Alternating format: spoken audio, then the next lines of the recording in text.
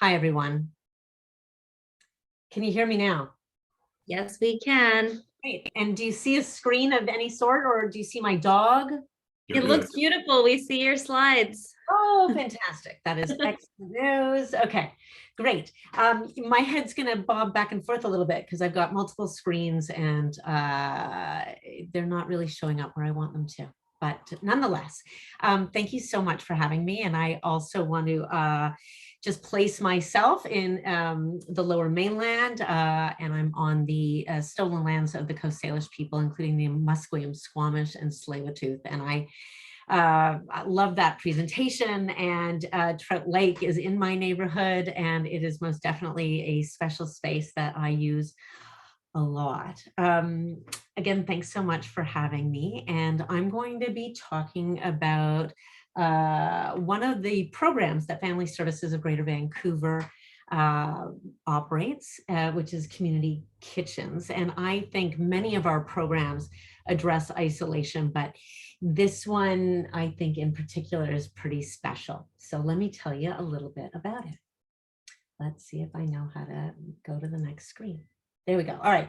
So just very briefly about Family Services. We're a large social service organization. We operate in a better part of Greater Vancouver. And you can see our mission there, which is really just to be a helping hand. And we do that for a lot of people who are in crisis, who are experiencing crisis. But the program I want to talk to you about today is one that can support people who are experiencing crisis, but can also support people before crisis hits. And it's an incredible opportunity to avert crisis. So we want to reach people before they're in such challenging circumstances that, they need intervention from government or the ministry that's responsible for children and healthy families, things like that. So it's exciting to have programs like this that we can tap people for, or shift some of the energy and attention for other programs and get clients into things like community kitchens.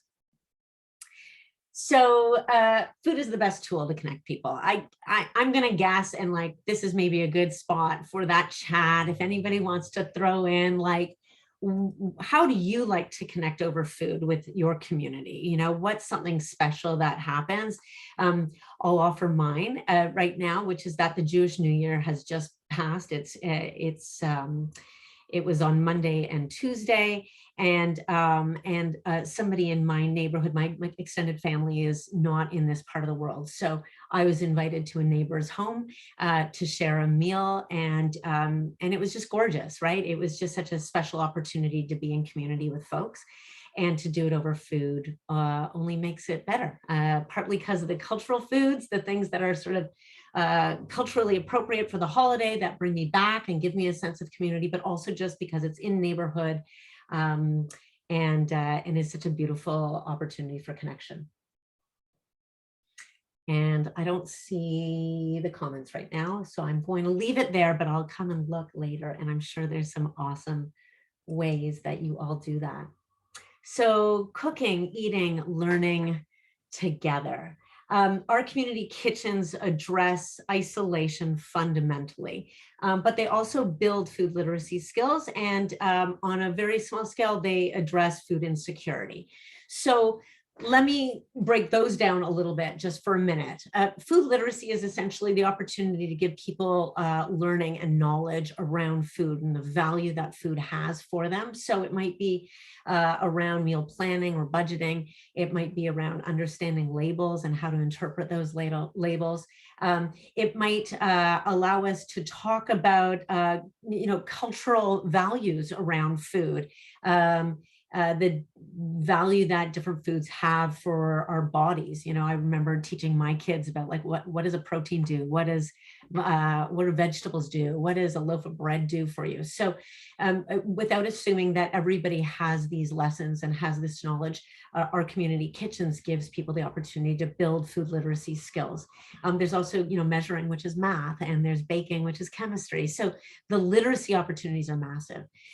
Food insecurity, especially now with the cost of living in this part of the world and inflation everywhere, we are seeing more and more people who are food insecure. And so our community kitchens offers people a chance to get together and eat food that they haven't had to pay for. And that's a big deal. And that food literacy, we get to talk about budgeting and making wise decisions about purchasing power.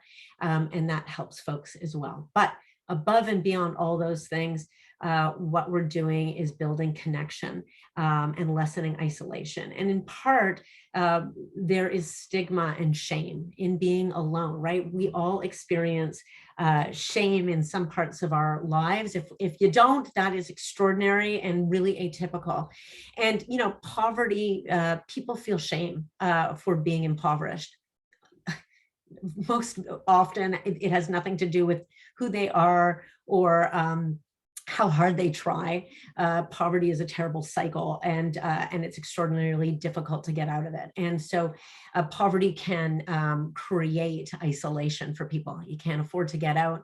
If you think about all the times in a week where you get out to be with community and what kind of money you put down, it often is with a price. So finding ways for people to be in connection to lower isolation that doesn't cost money is important. And of course, bringing people together around food means that there's a common theme, right? There's something that's bringing folks into a room together to have fun, to share, break bread together. It's so powerful. And publicly accessible community kitchens, or kitchens just generally, are such an important resource for supporting community education, as I talked about, social connection, as we're all talking about today, skills and leadership training, community development, and access to food, meeting that insecurity that so many people have. So it's really just an extraordinary opportunity for so many people. And we do it in a way that's safe and non-judgmental. And we do it in a way that's really, really client-centered. And so when I speak about client-centeredness, it's important for me to talk a little bit about what we do and who we do it for. And community kitchens can be for just about anyone. And they don't need to be done along, you know, kind of a particular demographic, but it can help. It can be encouraging for people if they feel like they're going to come and meet others that are like them, or others that are experiencing a common challenge or concern in their lives. So as an example of you know, marrying the who with the why people participate.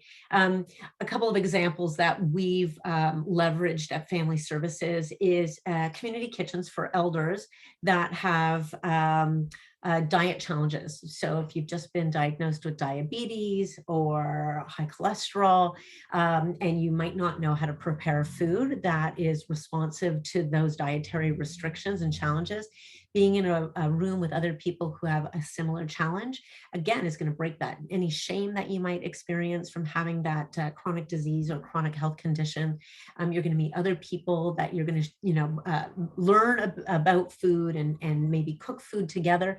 And actually, there's opportunities then for you to do that on your own, to build those connections and carry them forward, you know, outside of the programs that we operate.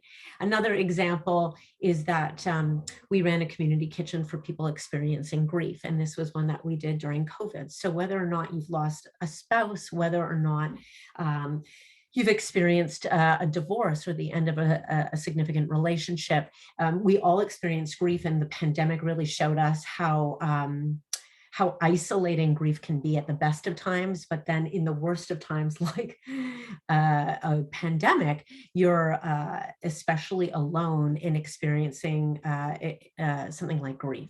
So we ran a community kitchen for people who've recently experienced a loss, that are experiencing grief. And not only did we have a facilitator who was doing the kitchen portion, the cooking, and providing the skills and tools around that, but we paired that person up with a therapist, with a grief counselor, so that during the cooking, this person could offer little lessons or ways of coping with grief, expressing grief, moving forward through grief, not feeling alone in it. So a really powerful tool, because the focus wasn't exclusively on grief and the experience of that grief.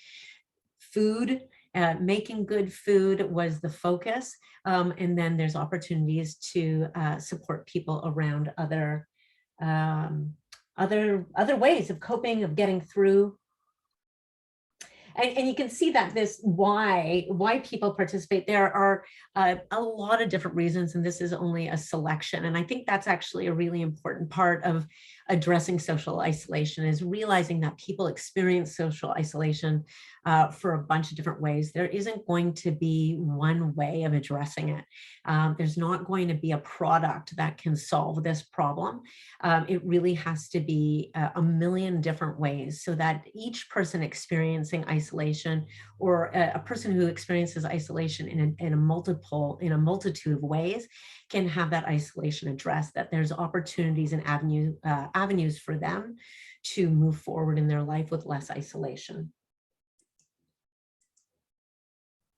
So does addressing isolation, does it require physical proximity for people? And I think this is really interesting because, we all spend a lot of time looking at devices, or many of us, and I certainly am guilty of that as well. And in many ways, social media or technology and the internet have created opportunities for us to be, on some level, less isolated. We can find our communities, even if we're in a small town, even if we are, one in a million. And so there's no one else that we feel is like us in Vancouver. We can find someone elsewhere in the world, and we can connect with them through these very powerful machines. But there are limitations to these machines, and in some ways our constant connection to them further isolate us from our neighbors, from the people that are in the apartment next to us, or down the street, or around the corner. And yet, one of the things that happened to us at the start of the pandemic is that in-person programming, except where we are supporting people in absolute crisis, like a bunch of programs that we have to support young people experiencing homelessness, all of our other programs, by and large, needed to not happen in person because of the risk of COVID. And so wherever we could, we started to, pivot, that was the word of 2020, toward virtual programming. And community kitchens was such an interesting place to consider a virtual experience. But indeed, we did shift to virtual community kitchens. And part of what we learned is that they can be really, really powerful. They don't replace getting people together. There's something so gorgeous and fabulous about, cutting veggies, elbow to elbow with other people, sitting down and eating a meal together, tasting what you've made together. But circumstances do arise where that's not possible. So one quick example, I realize I'm out of time, my apologies, is that we did virtual community kitchens, and a couple of things that we noticed is that it supported people who otherwise wouldn't be able to come out in person. For instance, a single mom who's got a kid with a bad cold, or the community kitchen is scheduled exactly when nap time occurs.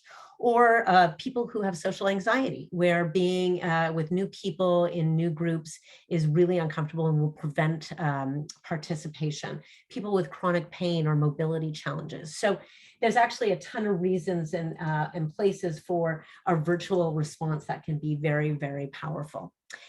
So that's it. That's one way of addressing isolation, we think, really powerfully. And we see all sorts of ways that people then keep connected on WhatsApp or through a Facebook group and find one another in community after participating in something like a community kitchen. And I hope it's something that might inform your deliberations as you work through the rest of the brand battle. Thank you so much, Marnie. There's one question in the chat, and just to keep us on time, I told Brianne you might answer her in the chat. Steve, did I imagine you were raising your hand? Does anybody have a quick question? I want to try and keep us on time. You were imagining that. I meant I was just playing with my pen, but thank you, Marnie. I love your the slide that said food is the best tool to connect people. I just needed somebody to tell me what I already knew. Right? Yes. Well, keep doing it. Keep eating with other people, and we do share recipes, and we collect new recipes and make sure that we're always looking to be culturally sensitive and learn about the folks that we're providing service for and service with. Awesome. Thank you, Marnie. I will, if anybody has any more questions, maybe pop them in the chat.